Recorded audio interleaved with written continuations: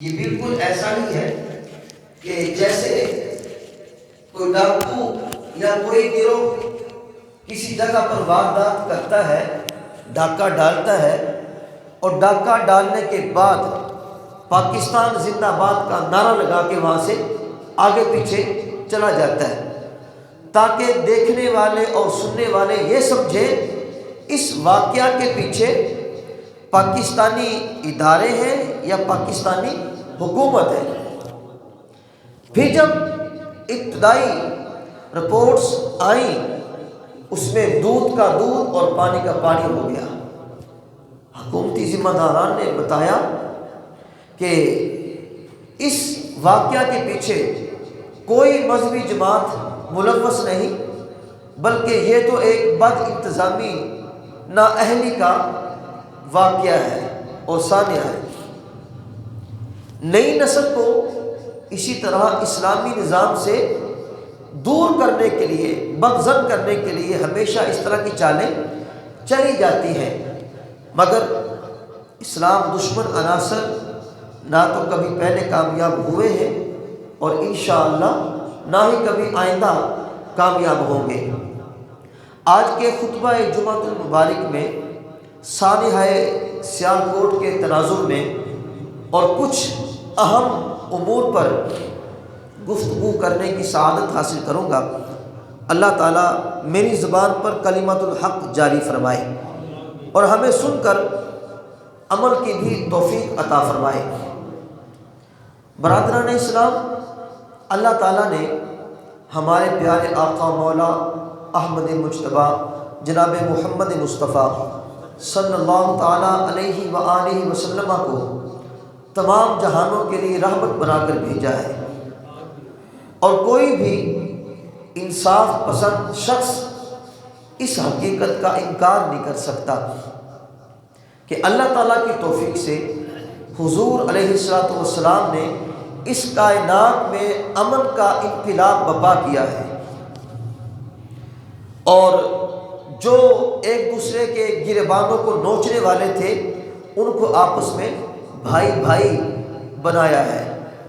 اور حضور علیہ السلام اللہ تعالیٰ کے آخری نبی ہیں، آپ کا دین قیامت تک باقی رہے گا۔ چنانچہ رب تعالیٰ نے اس دین کو اتنا جامع اور اکمل بنایا ہے کہ اب قیامت تک کے انسانوں کے لیے تمام ضروریات رب تعالیٰ نے اس کے اندر رکھ دی ہے۔ اب حضور کا دین انسان کو معاشرت بھی سکھاتا ہے، اپنی ذات کو سنوارنے کے لیے عدل کا انصاف بھی سکھاتا ہے، اسی طرح عبادات بھی سکھاتا ہے، رب کے آگے جھکنے کا سلیقہ بھی سکھاتا ہے، جہانگیری و جہاں بانی کا راز بھی آشکار کرتا ہے، عقائد بھی سکھاتا ہے۔ رب تعالیٰ نے قرآن کریم میں یہ واضح کر دیا ہے کہ ہم نے اس دین کو کامل اور اکمل بنایا ہے۔ ارشاد ہوتا ہے الیوم اکملت لکم دینکم واتممت علیکم نعمتی ورضیت لکم الاسلام دینا۔ رب تعالیٰ فرماتا ہے آج میں نے تمہارے لیے تمہارا دین مکمل کر دیا، تم پر اپنی نعمتوں کو تمام کر دیا، اور میں نے تمہارے لیے اسلام کو بطور دین پسند کیا ہے۔ برادران اسلام، یہ حقیقت ہے اس وقت دنیا جو معاملات سے چیلنجز کا سامنا ہے، تمام دنیا کو یاد رکھیں اس کا واحد حل نظام مصطفیٰ ہے۔ دین ہی ایک ایسی، یہ اس کے اندر مساوات ہے، برابری ہے کہ جو انسانیت کی امن اور امان کا ضامن ہے۔ برادران اسلام، یہ سامراجی قوتیں، تمام یہود و نصارہ اپنے جبر و استبداد کو برقرار رکھنے کے لیے، اپنا جبر و استبداد برقرار رکھنے کے لیے یہ ساری کی ساری چالیں چل رہے ہیں، نئی نسل کو دین سے دور کرنے کی کوششیں کر رہے ہیں۔ علامہ اقبال نے ارمغان حجاز میں ایک میٹنگ کی منظر کشی کی ہے ایک میٹنگ کی منظر کشی کی ہے جس میں صدارت خود شیطان ملعون کر رہا ہے۔ علامہ اقبال کہتا ہے کہ شیطان اپنے چیلوں کو مخاطب ہوتا ہے، اپنے چیلوں کو کہتا ہے کیا کہتا ہے کہ عصر حاضر کے تقاضاؤں سے ہے لیکن یہ خوف، عصر حاضر کے تقاضاؤں سے ہے لیکن یہ خوف، ہو نہ جائے آئین پیغمبر، ہو نہ جائے شرع پیغمبر آشکارا کہیں۔ اور آگے اقبال کہتا ہے کہ الحذر آئین پیغمبر سے 100 بار الحذر، محافظ ناموس زن مرد آزما مرد آفری، اور موت کا پیغام ہر نوع غلامی کے لیے، موت کا پیغام ہر نوع غلامی کے لیے، نہ کوئی فغفور و خاقہ نہ فقیر راہ نشیں، کرتا ہے دولت کو ہر آلودگی سے پاک صاف، منعموں کو مال و دولت کا بناتا ہے امین۔ اور آگے اقبال کہتا ہے کہ اس سے بڑھ کر اور کیا فکر و عمل کا انقلاب، اس سے بڑھ کر اور کیا فکر و عمل کا انقلاب، بادشاہوں کی نہیں اللہ کی ہے زمین، چشم عالم سے رہے پوشیدہ، یہ آئی تو خوب یہ غنیمت ہے، خود مومن ہے محروم یقین۔ اقبال کہتا ہے الحذر، بچو، نظام مصطفیٰ کا نفاذ روکنے کے لیے 100% کوشش کرو، کیونکہ جو یہ نظام ہے، موجودہ نظام، یہ خواتین کی عزت کی حفاظت تو کرتا ہے، مرد کو باہمت تو بناتا ہے، لیکن حضور کی ناموس پہ بات نہیں کرتا، حضور کی ختم نبوت پہ بات نہیں کرتا۔ برادران اسلام، اس لیے تو اقبال نے یہ کہا تھا چشم عالم سے رہے پوشیدہ، یہ آئین تو خوب یہ غنیمت ہے، خود مومن ہے محروم یقین۔ اللہ اکبر۔ تو اللہ تعالیٰ اور اس کے رسول علیہ السلام نے کفار کے خلاف اور اسلام کی سربلندی کے لیے جہاد کا حکم دیا ہے، مگر جس علاقے میں بھی جہاد کیا جائے گا وہاں کے باشندوں کو پہلے اسلام کی دعوت دی جائے گی۔ اگر وہ اسلام کی دعوت قبول کر لیتے ہیں اور یا اسلامی ریاست کے ماتحت رہنا شروع کر دیتے ہیں، قبول کر لیتے ہیں، تو پھر ٹیکس بھی ادا کریں گے۔ ظاہر سی بات ہے جب وہ اسلام قبول کر لیں گے تو ان سے جہاد کا آپشن ختم ہو جائے گا۔ اسلامی جہاد کا مقصد صرف اور صرف یہ ہے کہ اس کائنات میں نظام مصطفیٰ قائم کر دیا جائے، دین کا نظام آ جائے۔ جب ایک بندے نے اسلام قبول کر لیا ہے تو پھر جنگ کا حکم اسے ختم کر دیا جائے گا۔ دوسری آپشن یہ ہے کہ اگر وہ اسلام تو قبول نہیں کرتا مگر اسلامی ریاست کے ماتحت رہنا شروع کر دیتا ہے، اسلامی ریاست کے ماتحت رہنا قبول کر لیتا ہے، پھر بھی اس کے ساتھ جہاد نہیں کیا جائے گا، تو پھر اسلامی ریاست اس کی جان مال عزت آبرو کی حفاظت کرتی ہے۔ اگر وہ دونوں تجاویز کو نہیں مانتا پھر اس کے ساتھ جہاد کیا جائے گا۔ اسلام نے یہی حکم دیا ہے۔ اور یہ بات یہ بھی یاد رکھیں، جو غیر مسلم اسلامی ریاست کا شہری ہو، جو پاکستان میں ہندو سکھ عیسائی وغیرہ رہتے ہیں، جو غیر مسلم اسلامی ریاست کا شہری ہو، اسلام نے اسے بڑا تحفظ دیا ہے۔ جتنے بھی یہاں پر ذمہ لوگ ہیں، ہندو سکھ عیسائی رہتے ہیں، ان کو اسلام نے بڑا تحفظ دیا ہے۔ اور یہ تحفظ کیسے دیا ہے سنیے ذرا۔ اسلامی ریاست میں مسلمان اور غیر مسلمان جان کی تحفظ میں سب برابر ہیں۔ اسلامی ریاست میں مسلمان ہو یا غیر مسلمان ہو، جان کے تحفظ میں سب کے سب برابر ہے۔ آپ کہیں گے کیسے جی؟ یہ حدیث پاک سنیے، بخاری کے اندر یہ روایت موجود ہے، حضرت سیدنا عبداللہ بن عمرو بن عاص رضی اللہ تعالیٰ عنہما سے مروی ہے کہ حضور نبی کریم صلی اللہ تعالیٰ علیہ وآلہ وسلم نے ارشاد فرمایا، جس نے کسی معاہد کو، جس طرح یہاں پر رہتے ہیں غیر مسلم، پاکستانی قانون کو مانتے ہیں اور اپنا ٹیکس ادا کرتے ہیں، معاہدہ کرنے والے ان کو کہتے ہیں، فرمایا جس نے کسی معاہد کو بغیر کسی شرعی عذر کے قتل کیا، وہ اپنی سزا پوری ہونے تک جنت کی خوشبو بھی نہیں سونگھ سکے گا۔ حالانکہ جنت کی خوشبو 40 برس سے محسوس ہونی شروع ہو جائے گی۔ بندہ بھی جنت میں داخل نہیں ہوگا، 40 برس پہلے ہی جنت کی خوشبو آنا شروع ہو جائے گی، مگر جس نے کسی معاہد کو بغیر کسی شرعی عذر کے قتل کیا، وہ جنت کی خوشبو بھی نہیں سونگھ سکے گا جب تک اپنی سزا مکمل نہیں بھگت لے گا۔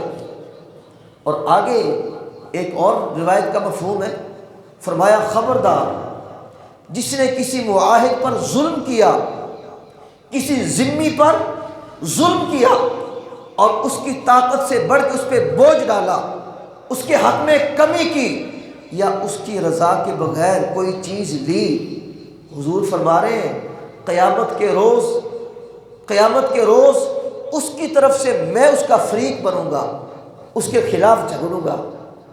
تو ان دو روایات سے یہ اسلام نے جو قوت دی ہے، تحفظ دیا ہے غیر مسلموں کو، اسے پتہ چل رہا ہے کہ اسلام تو امن کا درس دیتا ہے، مساوات کا درس دیتا ہے، اور مسلمان کو بھی منع کر رہا ہے اسلام، تم نے بھی کسی غیر مسلم پہ ہاتھ نہیں اٹھانا، وہ بھی تمہاری طرح ایک عام شہری ہے، جو تمہیں حقوق حاصل ہے وہ اسے بھی حقوق حاصل ہے۔ یہ اسلام نے مساوات دی ہے ہر ایک کو جو اسلامی ریاست کے اندر رہتا ہے۔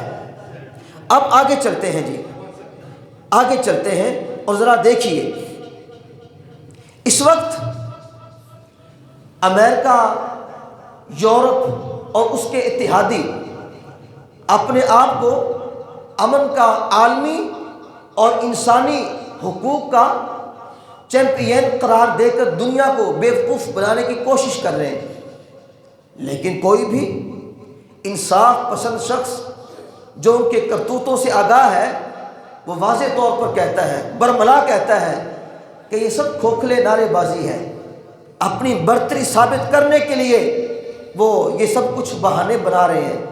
کون نہیں جانتا امریکہ نے افغانستان، عراق، لیبیا اور دیگر اسلامی ممالک کے اندر کیسی کیسی خون کی ہولی کھیلی ہے، گوانتانامو بے کے حالات کون نہیں جانتا۔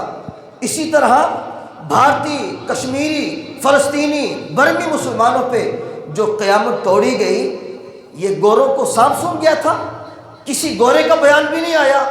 یہ بزدل بے غیرت جتنے اوپر سے چٹے ہیں اتنی اندر سے کالے ہیں، یہ اسلام کے بھی دشمن ہے، مسلمان کے بھی دشمن ہے۔ جو اسلام ہے نا وہ تو حقیقی امن کا درس دیتا ہے۔ میں آپ کو آج یہ اسلامی نظام کے بارے میں کچھ روایات پیش کروں گا، خدا کی قسم سنیں گے تو ایمان تازہ ہو جائے گا۔ ایسی اسلام نے مساوات دی ہے۔ اب ذرا غور کیجئے، اسلامی نظام حقیقی امن قائم کرتا ہے۔ جہاں بھی اسلامی نظام کا نافذ ہوا وہاں کے لوگوں کو حقیقی طور پر عدل و انصاف میسر آیا، عدل بھی ملیا تو انصاف بھی ملیا۔ آج تک ان کی کوئی تاریخ سے مثال نہیں ملتی، آج تک مثال نہیں ملتی۔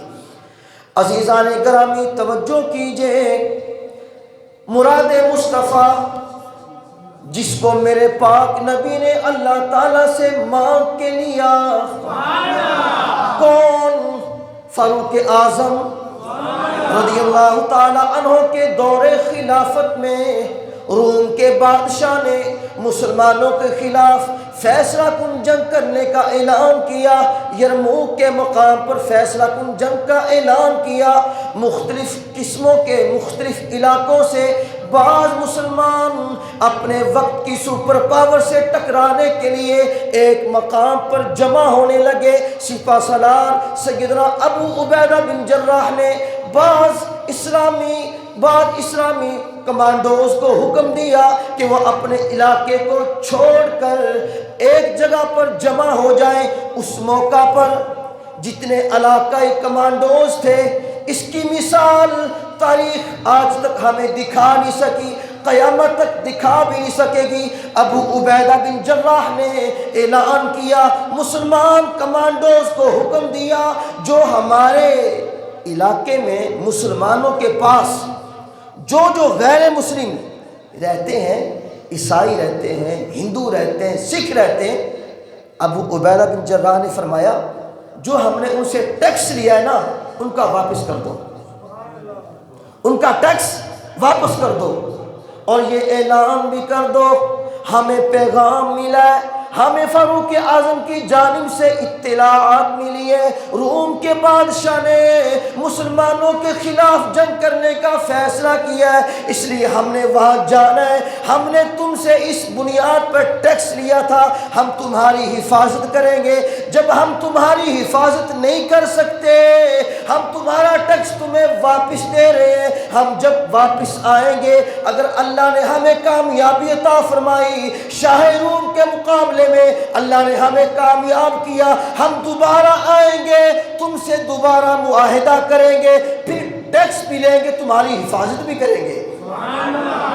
اب چونکہ ہم جا رہے ہیں مسلمان سارے کے سارے، لہٰذا تمہارا ٹیکس جو ہم نے تم سے لیا تھا واپس کر کے جا رہے ہیں۔ جب یہ ابو عبیدہ بن جراح کے حکم پر مسلمان کمانڈوز نے ان کا ٹیکس واپس کیا، یہ اعلان کیا، پھر کیا ہوا؟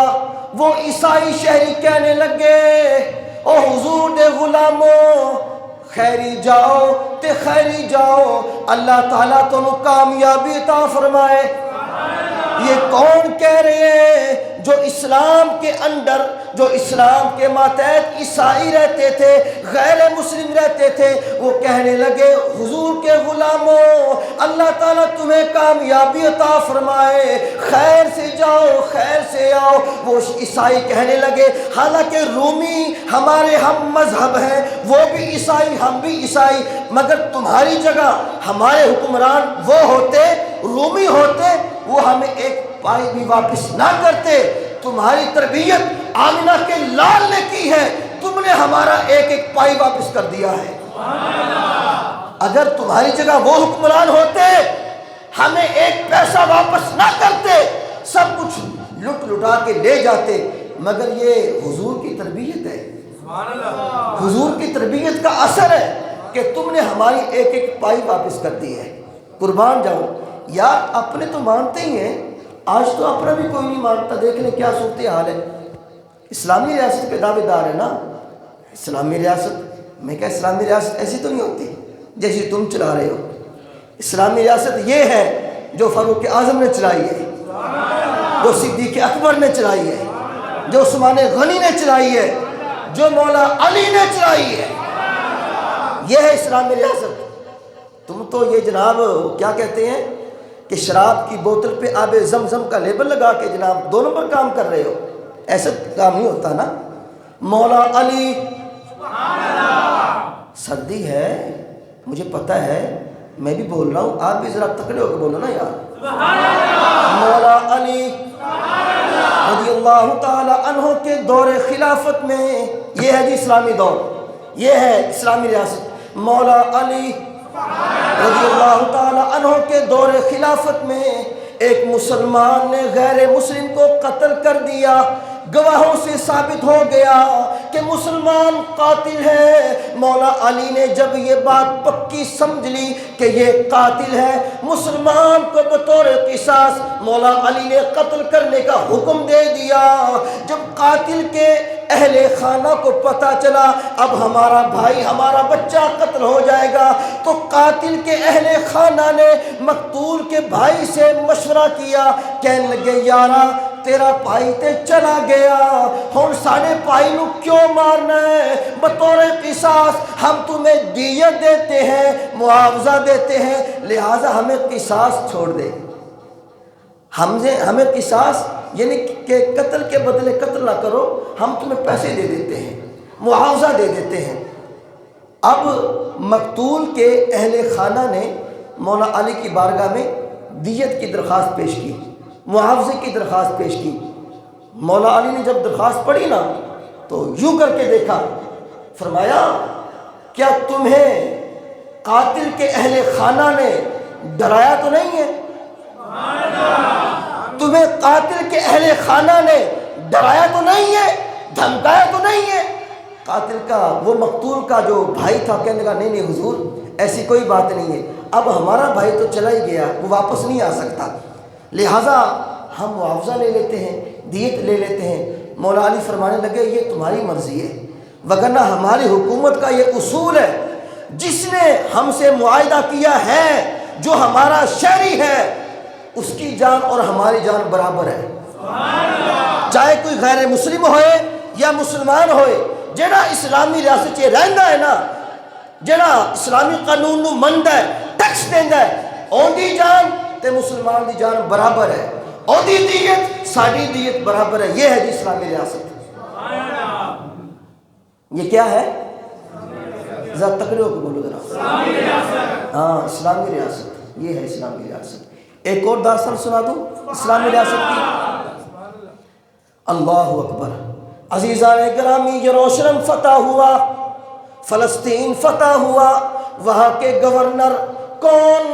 ابو عبیدہ بن جراح رضی اللہ تعالی عنہ نے فاروق اعظم کی بارگاہ میں خط لکھا، اے عمر ذرا مہربانی فرمائیں، ہمارا دل کرتا ہے آپ ہمارے ہاں مہمان بنے، آپ بطور مہمان ہمارے پاس تشریف لائیں، جو ہم نے علاقہ فتح کیا اس کا دورہ بھی فرمائیں۔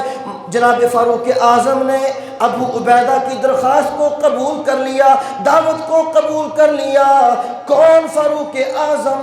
فاروق اعظم جب مدینے سے یروشلم کی طرف چلنے لگے، فلسطین کی طرف چلنے لگے، کتنا پروٹوکول، کتنے بندے ساتھ لیے؟ صرف ایک سواری ساتھ لی، ایک غلام ساتھ لیا۔ ایک سواری پہ کبھی آپ بیٹھتے ہیں کبھی غلام بیٹھتا ہے۔ آج یہ اسلامی ریاست کا نعرہ لگانے والے 50 گاڑیاں آگے ہوتی 50 گاڑیاں پیچھے ہوتی، مرنے والا مرے، ان کو کیا غرض؟ نعرہ ہے اسلامی ریاست کا۔ میں کہا بچے لگتے ہو تم، شراب کی بوتل پر آب زمزم کا نام لکھ کر اس کو فروخت کر رہے ہو۔ اسلامی ریاست وہ تھی جو میں سنا رہا ہوں، یہ اسلامی ریاست نہیں، یہ تو گنڈا گردی ہے۔ ہمیں بچہ بناتے ہو، قوم کو بیوقوف بنانے کی کوشش کر رہے ہو، یہ اسلامی ریاست نہیں ہے۔ فاروق اعظم مدینے سے چلے، فلسطین کی جانب چلے، ایک غلام لیا، ایک سواری لی، کبھی عمر بیٹھتے کبھی غلام بیٹھتا ہے۔ فاروق اعظم رضی اللہ تعالی عنہ ایسے حکمران ہیں، سارا دن مسجد کی چٹائی پہ بیٹھ کے، مسجد نبوی کی چٹائی پہ بیٹھ کے لوگوں کی باتیں بھی سنتے ہیں، فیصلے بھی کرتے ہیں۔ جب رات کا اندھیرا چھا جاتا ہے، بھیس بدل کر مدینے کی گلیوں میں گشت کرتے ہیں۔ ایک دن فاروق اعظم نے بھیس بدلا ہوا ہے، کسی کو پتہ ہی نہیں یہ کون ہے۔ آپ نکلے مسجد نبوی شریف سے اپنی قوم کی خبر گیری کرنے کے لیے، جب نکلے دور نظر پڑی، کیا نظر پڑی؟ ایک گھر کے اوپر سے دھواں اٹھ رہا ہے۔ آپ وہاں پر چلتے چلتے پہنچے، جب قریب گئے بچوں کی رونے کی آواز آ رہی ہے۔ فاروق اعظم نے کان ساتھ لگایا، بچے بھی رو رہے ہیں، دھواں بھی اٹھ رہا ہے۔ آپ نے دستک دی، بی بی باہر آئی، فرمایا بچے کیوں روندے پے نے، اب کیوں بلدی پئی ہے؟ اور بی بی کہنے لگی عمر کی جان کو رو رہے ہیں یہ بچے اور میں عمر کی جان کو رو رہے۔ کہا کیا بات ہے، کیا بات ہے، سمجھا نہیں۔ کہنے لگی 3 دن ہو گئے نے ساڑھے گھر کھان واسطے کچھ بھی نہیں گا، تے میں چولہے ہوتے ہانڈی چ پتھر پا کے رکھے نے، تھلے اگ بالدی رہنی ہاں۔ 2 دن بچے سوندے رہے، پتر کھانا پکدا پیا، نہ وہ پتھر گلن گے نہ پکن گے، ہاں جی۔ تے وہ بچے 2 دن تے انتظار کر کے سوندے رہے، اج تیسرا دن، اج کم وقت سوندے بھی نہیں پے، میں کی کرا؟ فاروق اعظم نے سنیا پیروں تلوں زمین نکل گئی، زمین نکلی، پٹھے پیر واپس آئے، آ کے بیت المال چوں آٹا چکیا، کی چکیا، دیگر مسالہ جات لے کے جدو بیت المال تو باہر نکلے نا، باہر آپ دا خادم کھڑا سی اسلم، کہنے لگا حضور خادم جو حاضر ہے مجھے دے، میں اٹھا لیتا ہوں۔ فرمایا اسلم کل قیامت کے دن میرا بوجھ اٹھا لو گے؟ کہا نہیں حضور وہ تو آپ کو خود ہی اٹھانا پڑے گا اور مجھے اپنا بوجھ خود اٹھانا پڑے گا۔ کہا پیچھے ہٹ جاؤ، آج عمر کو اپنا بوجھ خود اٹھانے دو۔ جناب فاروق اعظم نے گھی لیا، آٹا لیا، دیگر مسالہ جات لیے، کمر پہ آٹا، ایک ہاتھ میں گھی ہے، دوسرے میں دیگر مسالہ جات ہے۔ چلتے چلتے بڑھیا کے گھر پہنچے، جا کے دستک دی، بی بی باہر آئی، جب راشن دیکھا بی بی کی جان میں جان آ گئی۔ آپ فرمانے لگے بی بی تو آٹا گوندھ، میں سبزی کاٹتا ہوں۔ 23 لاکھ مربع میل کا حکمران سبزی بنا رہا ہے۔ ہے اسلامی ریاست ہیں جی۔ بڑھیا آٹا گوندھ رہی ہے اور عمر نے بھیس بدلا ہوا ہے، پتہ نہیں اس بڑھیا کو کون ہے۔ آپ سبزی کاٹ رہے ہیں، ادھر آٹا تیار، ادھر سبزی تیار، رہ گیا چولہا، چولہے وچ اگ رکھی، چولہا بلن لگ گیا تے کیا بی بی جلدی کر روٹیاں پکا۔ مورخ نے لکھیا ہے، تاریخ دان نے لکھیا ہے، جدوں چولہے چوں آگ بجھدی سی نا، عمر تھلے چوک کے پھوکا ماردا سی۔ عمر چوک چوک کے پھوکا ماردا سی، اگ بالدا سی، روٹیاں پک گئیاں، بچے روٹیاں کھوائیاں، بچے خوش ہوئے، ننھال ہوئے پیسے بچارے 3 دن تو رو رو کے، جدوں روٹی کھا دی بچے خوش ہوئے۔ ہن عمر نے کی کیتا ذرا غور کرنا، فاروق اعظم نے اپنے دونوں بازو یہ کونیوں کے بل اور دونوں گھٹنوں زمین پہ رکھے، جیسے بکری کا بچہ چلتا ہے اس طرح رینگ رینگ کے گھر کے سین میں یوں گھومنے لگے تاکہ بچے مجھے دیکھ کے مسکرائیں، ان کے چہرے پہ ہنسی آ جائے۔ 3 دن سے تو رو رہے ہیں عمر کی جان کو، آپ ان کو مسکرانے کے لیے، ہنسانے کے لیے آپ یوں ویڑے میں چکر لگا رہے۔ آخرکار بچے مسکرائے، جب بچے مسکرائے نا تو فاروق اعظم اس بڑھیا کے پاس آئے، کہنے کہ بہن عمر کو معاف کر دے، عمر بیچارہ بڑا مصروف ہوتا ہے، باہر کے وفود بھی ملنے کے لیے آتے ہیں اور رعایا کا ذمہ داری بھی ہے، وہ عاجز بندہ ہے، مسکین بندہ ہے، تو اسے معاف کر دے۔ بڑھیا کہنے کہ تو بڑا ہمدرد ہے عمر دا، میں تے معاف نہیں کرنا۔ آپ نے پھر ہاتھ جوڑ کے کیا بی بی انہوں معاف کر دے، ماڑا بندہ ہے۔ کہنے کہ خبردار، قیامت کا دن ہوگا، میرا ہاتھ ہوگا، عمر کا گریبان ہوگا، میں دیکھوں گی یہ عمر بنا پھرتا ہے امیر مسلمانوں کا اور غرباء کی خبر گیری نہیں کرتا۔ جب اس خاتون نے یہ کہا نا قیامت کا دن ہوگا، میں عمر کا گریبان پکڑوں گی، فاروق اعظم بچوں کی طرح بلک بلک کے رونے لگے۔ کہنے لگا بی بی جو کہنا آج ہی کہہ رہے عمر تیرے سامنے کھڑا ہے۔ کہا تو ہے عمر؟ کہا بد نصیب عمر تیرے سامنے کھڑا ہے، جو کہنا آج ہی کہہ رہے، لیکن اللہ کی بارگاہ میں میری شکایت نہ لگانا۔ یہ ہے اسلامی ریاست۔ فاروق اعظم آپ فرماتے اگر دریائے دجلہ کے کنارے بکری کا بچہ پیاسا مر گیا اس کا بھی حساب عمر سے لیا جائے گا۔ وہاں تو بکری کے بچے کی بات کر رہے، یہاں کتنے کشمیری لٹ گئے، فلسطین اجڑ گیا، برمی مسلمانوں کے کباب بنائے گئے، مگر یہاں جو کشمیر جائے گا وہ پاکستان کا غدار ہوگا، مسلمانوں کا غدار ہوگا، اور میں کیا چولا اور پاکستان کا غدار نہیں، اور محمد عربی کا وفادار ہوئے گا۔ نہ تسی قرآن جانو، نہ تسی حدیث جانو، ایجنٹیاں کرو جناب انگریزاں دیاں، پتر اکھ بند ہون دی دیر ہے، پتہ لگ جائے گا قبر سے کون آندا ہے، ہاں پتہ لگ جائے گا، اکھ بند ہون دی دیر ہے، اتھے تے حضور نہیں آنا ہے، تے کام نہیں اوندے آنا ہے جنہیں حضور نے وفا کیتی ہونی۔ اس واسطے ایجنٹیاں چھڑ دیو، حضور دی غلامی چی آ جاؤ، حضور دی غلامی چی آؤ گے، ایتھے بھی بیڑا پار تے اتھے بھی بیڑا پار۔ میں عرض کر رہا سا فاروق اعظم، گل ختم کی ٹائم بھی ہو گیا، فاروق اعظم مدینے سے چلتے ہیں فلسطین کی جانب، ایک سواری لے کے، ایک غلام لے کے۔ جب فلسطین پہنچے تو اب عمر کی باری تھی نکیل پکڑنے کی، غلام کی باری تھی سواری پہ بیٹھنے کی۔ غلام نے کیا حضور میں اپنی مرضی نہ تھانوں اپنی واری دینا، تسی آؤ سواری تے بیٹھو، کیونکہ ہونی علاقہ فتح ہے تازہ تازہ، اندے نال اسلام دا شاق و شوکت دا اظہار ہوئے گا، تسی مہربانی کرو آؤ سواری تے بیٹھو تے میں نکیل پھڑنا۔ عمر کہنے لگے نہیں، اس سے اسلام کی شوکت کا اظہار نہیں ہوگا، بلکہ اسلام کی شوکت کا اظہار اس سے ہوگا کہ غلام اپنی باری پہ سواری پہ بیٹھے گا، عمر نکیل پکڑے گا۔ ادھر سارے کے سارے لوگ منتظر ہیں فاروق اعظم کے، دیکھ رہے ہیں اور ادھر عمر نے نکیل پکڑی ہوئی ہے، غلام اوپر بیٹھا ہوا ہے، اور عمر سر جھکا کے چلتے جا رہے ہیں۔ لوکاں دوروں ویکھیا، کہنے لگے آئے عمر جڑا سواری پہ بیٹھا ہے، یہ ہے عمر جس کی ہیبت سے ہم کانپتے تھے، یہ تو کوئی رنگ کا کالا ہے، حبشی لگتا ہے، ہونٹ موٹے ہیں، اس سے تو سونا اس کا غلام ہے جو نکیل تھامے آگے آگے آ رہا ہے، اس سے سونا ہے جو غلام ہے جو نکیل تھامے آگے آگے آ رہا ہے۔ ابو عبیدہ فرمان لگے تو انہوں مغالطہ لگ گیا ہے، ساڑا امیر او نہیں ہے جڑا سواری دے اتے بیٹھا ہے، وہ کہنے لگے ہو کے رہا ہے۔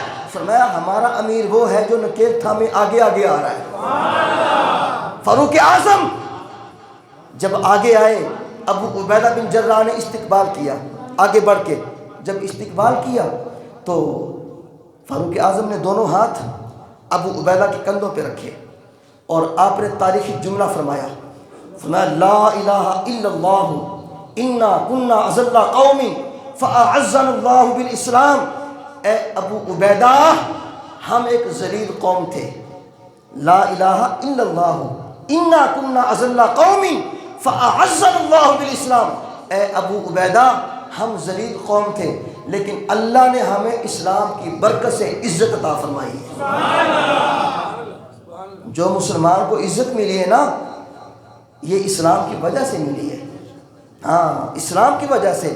جو اسلام پہ چلتا ہے اس کو پھر اسلام عزت بھی دیتا ہے، جو غداری کرتا ہے پھر دنیا دیکھ لیتی کہ یہ غدار ہے۔ تو اللہ پاک یہ ہماری حاضری اپنی بارگاہ میں قبول فرمائے۔ وآخر دعوانا ان الحمد للہ رب العالمین۔